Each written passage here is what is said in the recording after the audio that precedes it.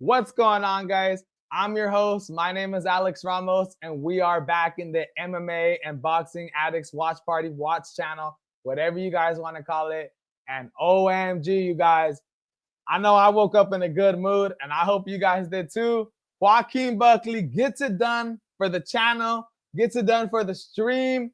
Last UFC fight card of the year. What a way to go out, you guys. That card was ridiculous. If you guys didn't get a chance to watch it, go ahead, go on ESPN, watch it.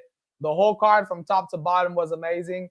We're going to be breaking down the main card. This is my reaction video again. My name is Alex Ramos, and I am your host. Let's go ahead and get straight into this, you guys. We had ourselves a great night, especially for this channel. As you can see, UFC Tampa. We hit our first ever live stream chat bet, you guys. Let's give it up for the people in the chat. Let's give it up. Specifically, Sandman. You guys, the live stream bet is the live stream chat bet where I put my own money on the line and I allow you guys in the comments to pick the bets for me. Last night, we did our first ever one. And what happened? We hit. We put a parlay on Adrian Yanez over 2.5 and Joaquin Buckley to win. Cub Swanson to win, you guys. And OMG, Cubs. That over 2.5 hit. We basically knew that was going to happen, but that Cub Swanson win, baby. Cub, we love you on this channel. What an amazing win from Cub Swanson. Saved his career. We'll go ahead and get into more of that in a little bit. But you guys, we also hit our under 4.5 channel prediction. If you guys didn't get a watch, go ahead and go watch my last channel prediction video. The prediction on Joaquin Buckley versus Colby Covington. And in the last couple minutes of that video, I break down the whole fight and then I start placing my own bet with my own money, you guys. I go on BetUS. We start looking over the bets, and what do I select? The under 4.5. I knew it was going to happen. Go look at my breakdown. Buckley coming from the 185-pound division with ferocious power and great takedown defense, coming down to the 170-pound division, fighting Colby Covington, who's only fought 3 times in 3 years. Chinny, got rocked by an old George Masvidal who was washed up, already got knocked out by Usman. And then he had got dropped dozens of times against Kamaru Usman in that second fight. In that second round, you could have literally stopped the fight if you wanted to. Going into this fight, I knew Colby Covington's boxing was not excellent, and I knew that if he would be able to get these takedowns, it was going to be tough because Joaquin Buckley is strong, you guys. And wow, did we hit that with ease. I know some people were getting a little nervous as Covington was getting those rounds, but at the end of the second round or the third round, I hear the doctor telling Colby Covington that this fight, he needs to block that eye or else this fight's not going to go much longer. If you guys seen Colby Covington's eye, looked like it literally got shot. There was so much blood everywhere. After they cleaned it up, it wasn't as bad as it looked, but damn, the doctor thought it was enough. She stops it. Joaquin Buckley gets a TKO victory under 4.5, and he gets the win. And we hit both of our bets, you guys. Amazing. I couldn't be more happier than that. I woke up today feeling great, Sunday morning, and I hope you guys are too. Let's go ahead and get into the card, you guys. First fight of the night was, it was an okay one. It wasn't a slobber knocker, but it was a pretty good competitive match. We had Daniel Marcos defeat Adrian Yanez by split decision. Overall, the fight was pretty good. It wasn't the most exciting fight. It wasn't what I was expecting. We knew Daniel Marcos coming into this fight as a 16-0 fighter was going to be great, but I thought he was going to be greater. He didn't really display a super wow game plan or IQ for the game. He does look like he has good boxing and good wrestling, but he's not an expert in neither. His 1-2's real nice, straight down the middle, but his feet work is not really that good. I wasn't that impressed with this performance. Now he's 17-0. I do believe, you guys, that this is a betting opportunity. So when he faces a top 5 opponent, he will lose. So that is something we got to keep in mind. Daniel Marcos with the victory, but it wasn't that impressive to me, you guys. And then after that fight, we had ourselves a pretty good fight, man. Dustin Jacoby saving his career with a round 3 KO over Victor Petrino. And guys, we knew heading into this fight that Victor Petrino wasn't that good. I mean, he is the #1 light heavyweight ranked fighter from Brazil, but he never really had some notable wins on him. He did just suffer that loss to what was his name? He just suffered that loss to Anthony Smith, where he shot a double and just got guillotined. Absolutely horrible loss to somebody, Anthony Smith, who's already on the tail end of his career. He comes into this fight as the favorite. Dustin Jacoby, underdog, kickboxing guy, super, super good on the feet, coming off that loss to Dominic Reyes as well. Both men needed to win this fight. Dustin Jacoby shocks the world and absolutely puts on a clinic with Victor Petrino. His boxing was just way too good for him. Victor had no answers. He's throwing left hooks from 2 feet away. Absolutely horrible. Dustin Jacoby lands one of the biggest right hands and absolutely saves his career. Dustin, that was an amazing fight. You're going to have a good 2025 year ahead of you now. Let's see who you match up with against. You just saved your career. Wow. Let's give it up for Dustin Jacoby, guys. And after that fight, we had ourselves a masterclass performance. That's what that was. Manil Kopp looking like Floyd Mayweather in that ring, guys. He was looking super, super polished. His boxing on point. Hands up. We all know he's a kickboxing rising world champion. This guy's striking is phenomenal. But Jesus Louises, he was making Bruno Silva look like a kid in there. At one point, Manil Kopp had some of the best showboating that I have seen in so long.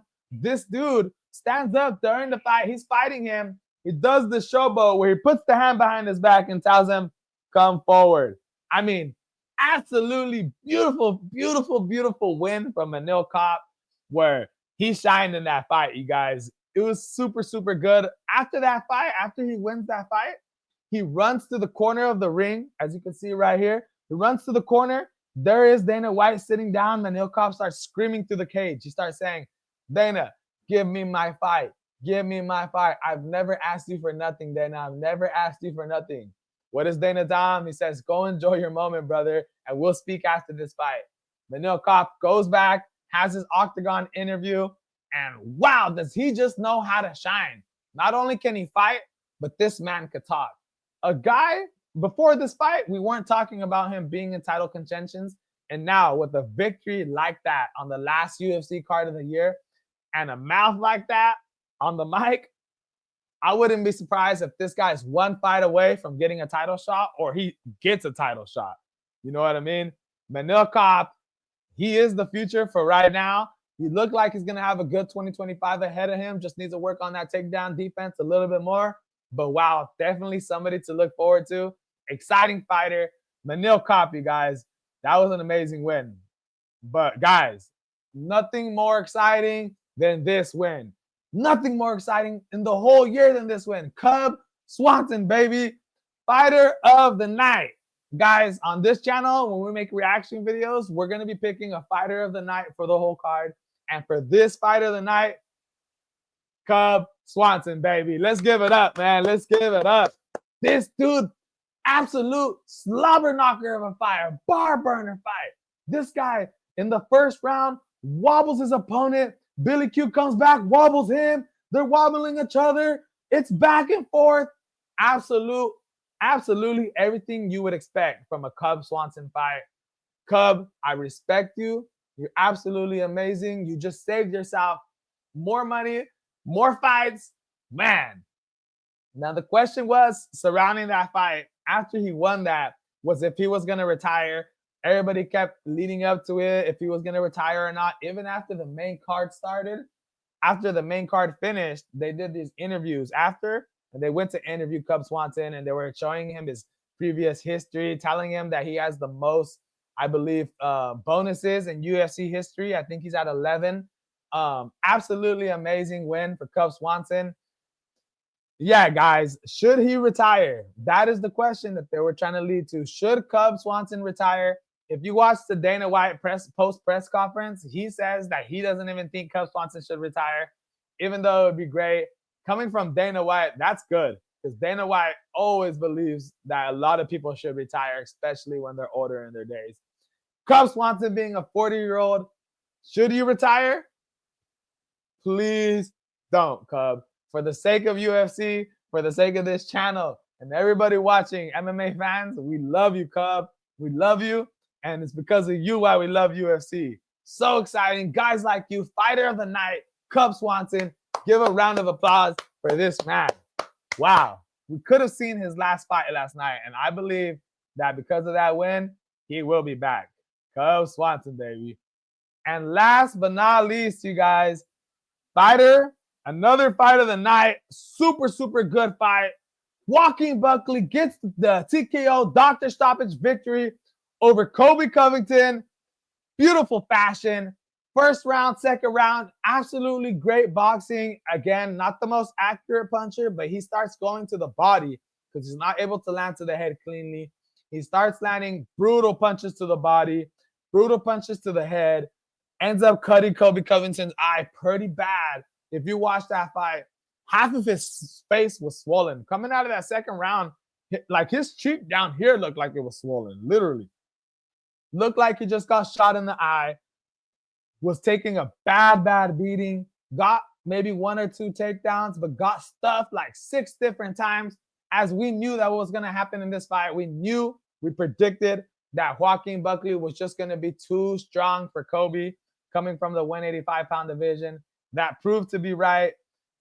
Sure, Colby does have a chin. He doesn't get knocked out, but wow, did Joaquin Buckley just break his face. Don't matter if you don't get knocked out. The doctor stopped it because it probably was better for you, brother. You probably would end up having a broken jaw. You were taking big punches. All I got to say, absolutely vicious victory from your man, Joaquin Buckley, who I personally believe should be this year's 2024 Fighter of the Year. You guys, I know you guys are going to watch this and say, hey, what about Alex Pereira? What about Ilia Talopria? You guys, this fight was absolutely amazing. Joaquin Buckley, 4 wins in the year of 2024. You tell me somebody else who won 4 fights this year. There are a couple fighters, but their names aren't Joaquin Buckley. Dude, and the opponents that he's been facing, let's go ahead and take a look at it. Guys, in March 30th, he defeated Vicente Luque of this year. I didn't put any of the dates, the years, because it's all in this year. 4 fights, 2024. March 30th, he defeated Vicente Luque, ground and pound stoppage in round 2. If you watch that fight, absolutely demolished him on the floor. Vicente Luque tries to shoot a double. I don't know why. He gets stuffed, decides to pull guard. As he pulls guard, Joaquin Buckley just unleashes 20 of the most vicious ground and pound punches, stops him. Absolutely great win. Then 2 months later, comes back, fights Nursultan Razabenov. I don't know how to say his name. Beats him by decision in a fight where arguably you could have said in that 3rd round, the ref should have stopped it. Joaquin should have won by knockout. That guy was taking an absolute beatdown. That guy should have got stopped, man. And after that fight, comes back on October 5th, fights a high-level striker in Stephen Wonderboy Thompson. And what does Joaquin Buckley do? Boom. He does what he always does. Mike Tyson head movement. Lead right hand. Lands it. Gives Stephen Wonderboy Thompson the hardest punch of his career that he's ever taken. And guys, to finish it off, in the last UFC fight card of 2024, for a man who's been having such a year like this, the man finishes the one, the only Colby Covington, the All-American, who was really good, never got finished, fought against a lot of current champions, and absolutely just gets pummeled against Joaquin Buckley. You guys, Joaquin Buckley from the 185-pound division to the 170, one of the greatest moves that this man could have made, you guys. Absolutely amazing of a card. I can't believe it, you guys. That card last night was so exciting. If you guys didn't catch my live stream, go ahead and check it out. I got some pretty exciting reactions. I go crazy when these fights happen. When Dustin Jacoby got that knockout, oh my God, I was going crazy. I'm hitting the walls. I'm all over the place, you guys. I can't believe it. What a way to end UFC for 2024. Such a great year. A lot of memories. I'm always going to remember this year specifically. This was the year where I first started my live stream, my watch channel. We have 2 videos for live. I think altogether we're going to have 5 videos now. I barely started a week ago. Guys, please subscribe. Please join this channel because, as you know, I love boxing. We love MMA. We're going to be in this forever. Next year, 2025, we're going to be doing every single UFC card. And not just that, since today was the last UFC card, last night was the last UFC card of the year, I'm officially hitting nose deep into the boxing world, you guys. Having a boxing background, I can't wait for this. We're going to be doing Tyson Fury, Alexander Usyk. We're going to be doing a lot of fights, you guys. We have such an exciting next year ahead of us to start off. I will see you guys back on Mackenzie Dern versus Amanda Ribas, I believe, number 2. I believe that's January 11th. And then we will be doing the live stream party where we have the pinata. I will be having one of my cousins going to the live stream fight. He's going to be there live. We will be getting glimpses of inside the arena. We will be getting live reactions while we're there. This is going to be an amazing, amazing card, guys. I can't wait. Again, please subscribe and help this channel get into one of the biggest MMA and boxing channels out there. Again, your host, Alex Ramos. Thank you so much, you guys. Thank you so much. And please subscribe. Let's do this. We're a team. And 2025, you guys, we're going to hit it so hard. Thank you, UFC. Thank you, Dana White. And I can't believe I'm out, you guys. What a card. UFC Tampa. Woo! That was amazing.